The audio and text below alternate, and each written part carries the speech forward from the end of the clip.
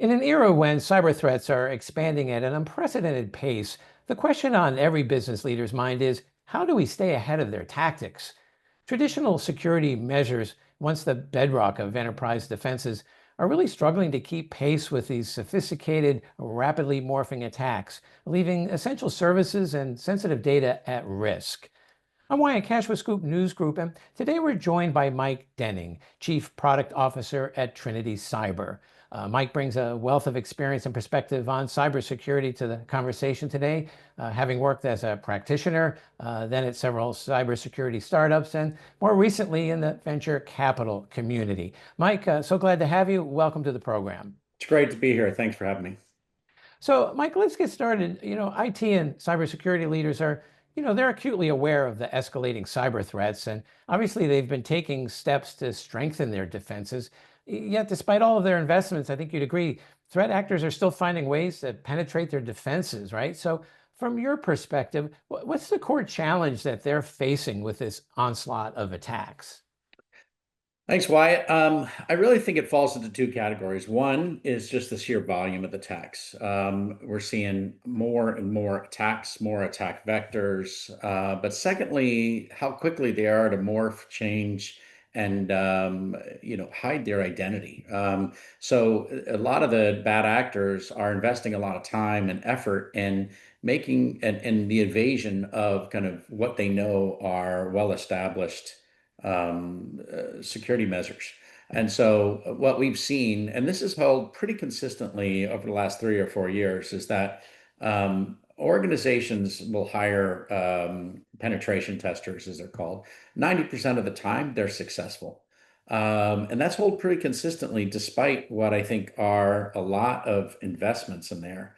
Um, Real quick example, one that's hitting the headlines recently is called ClickFix.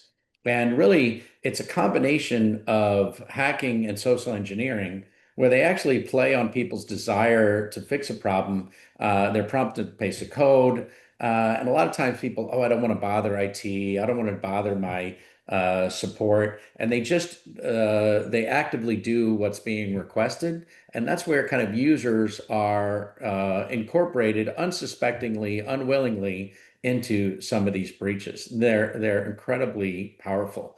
The second I'll point out is a little around how quickly the adaptation is. Research from Gartner suggests that over 70% of cyber attacks by 2027 will incorporate some form of AI. And I think a lot of what the AI is being used to do is do these slight tweaks to help them evade our established network perimeter and authentication methodologies for avoiding that. And I think you kind of alluded to, traditional tools just aren't keeping pace. Why would you say that the established security investments are often failing or falling short in today's environment?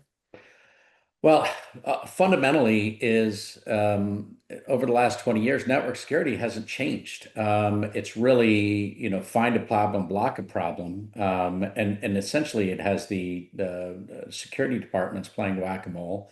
They have to identify a threat, create some kind of signature, or what's commonly known to as an indicator of compromise. And then it's applied to a variety of different tools on the network, on web application firewalls, on intrusion prevention technologies.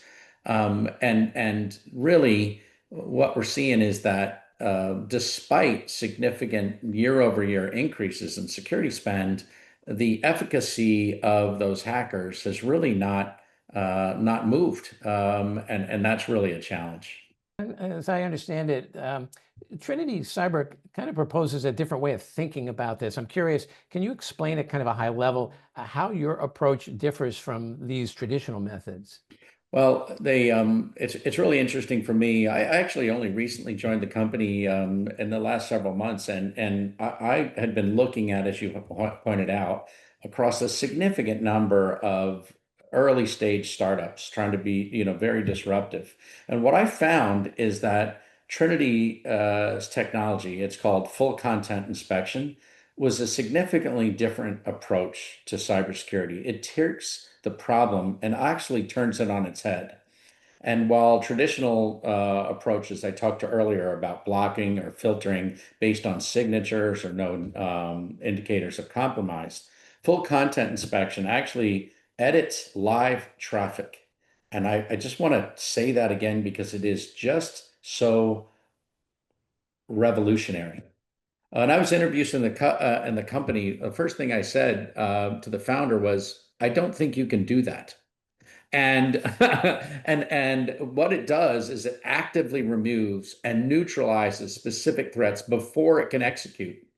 And so it's not about blocking traffic, it's about the precision removal and of the malicious code. And it's that focus on the tactics, techniques, and procedures that really funneled down the focus area and has made it just so that much more effective. Sounds very powerful and really very interesting. Can you share any real world examples of how this approach has made a tangible difference or starting to make a tangible difference to some of your clients, perhaps during a major incident? Yeah, the best example, and we have a great video on our website about this, is about Log4j. So if I say Log4j to most security professionals, they'll know exactly what I'm talking about. In my mind, I know exactly where I was when I heard about Log4j and kind of the panic on my security practitioners' minds and faces when they told me about how prevalent this was. It's a Apache Java a breach. It estimates around affected around 3 billion servers back in November 2021, and it is massive and it requires urgent patching for many organizations. For Trinity, when we got this alert, our threat hunting team was able to develop a countermeasure that was looking for, because of the nature of what we're doing, we're actually looking and inspecting real-time traffic. So as we're inspecting that real-time traffic, we found the commonality, the thing, the string, and it's only 4 letters that we were keyed on. We are able to look, inspect that traffic, and remove it. But here's the real benefit.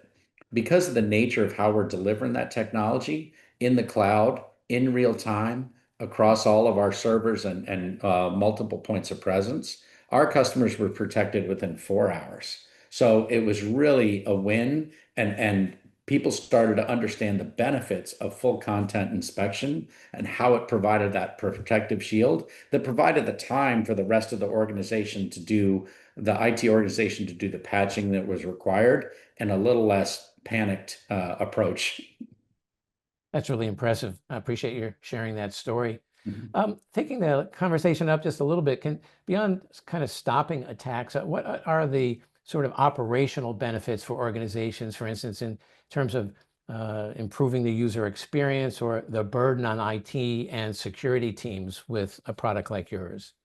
Yeah, I think IT and any organization is kind of a team sport. It's not only up to the security folks to keep a organization safe, and the approach of actually precisely removing threats has not only benefits to security by kind of reducing that read and react to kind of alerts. Let me just say the first benefit is primarily to the security professionals because they're chasing down a lot less false positives, right? Our false positive rate on full content inspection is less than 0.1%. That's a tiny fraction of what a lot of traditional indicators of compromise. They are alerting and it becomes almost overwhelming. And like anything, if you get that volume, you almost start to go numb to it once you realize, oh, I should just ignore that, and you can continue to tune the system and get that down. But the other thing is that it really starts to hone in on the IT departments because you think of post breach, what happens, right? You have to re-image servers. It takes productivity away from the workers that were affected. Maybe you have some data loss and you have to do customer notifications. Maybe some IP loss. Maybe there's a financial risk. Maybe you need to get the legal department involved. And we all know how enjoyable that is of an interaction. So I think really you start to look at the broad-based effects of a better threat detection, threat prevention. This is real prevention, not just alerting and reacting reactively. This is proactive. That's also very impressive. Lastly, Mike, just kind of looking ahead, how does this kind of proactive content level approach also help, let's say, future-proof cybersecurity for commercial enterprises, especially those that are facing persistent threats? Yeah, I think, when we think about what everybody's going after is kind of cyber resilience, right? And by this proactive approach, as I kind of highlighted there, it's much more durable, much more long-term sustainable. It helps really focus your resources in the organization to the things that they need to do the most. But I also think the benefit is the nature of a cloud delivered, network delivered solution is it's centrally managed and it benefits from the collective and it benefits from customers immediately getting the countermeasures applied. And that's why kind of the Log4j example is just so powerful. Let me give you another quick example that some of the headlines. One of our customers was we discovered it's a website, legitimate website, right? And customers logging in, and they were infected with a payment skimmer called MageCart. And what they would have stolen the user's information, but with full content inspection, we actually remove the attack inline. But here's what's dramatically different than kind of other cyber organizations. They were able to continue their purchase for their flowers for Mother's Day without interruption, and the threat was neutralized. So it's a user experience that's very positive. It's completely transparent. What we're very effective at doing is then sharing what we did on your behalf. So through our portal, we're able to show your user attempted to go to the website. They didn't notice a difference. We extracted and removed the malicious code in line, in real time, with milliseconds of delay. The user was able to buy flowers for mom. We were able to make sure that the payment card skimmer was not effective. That's a very powerful example. Well, I really appreciate your taking the time, Mike, to kind of explain how your approach is in fact different than what I think many organizations typically are using, but more fundamentally, how it also helps improve the user experience as well as the workloads for IT and security departments. So really appreciate you taking the time to join us today. Thank you so much. Really great. Thanks for having me, Wyatt.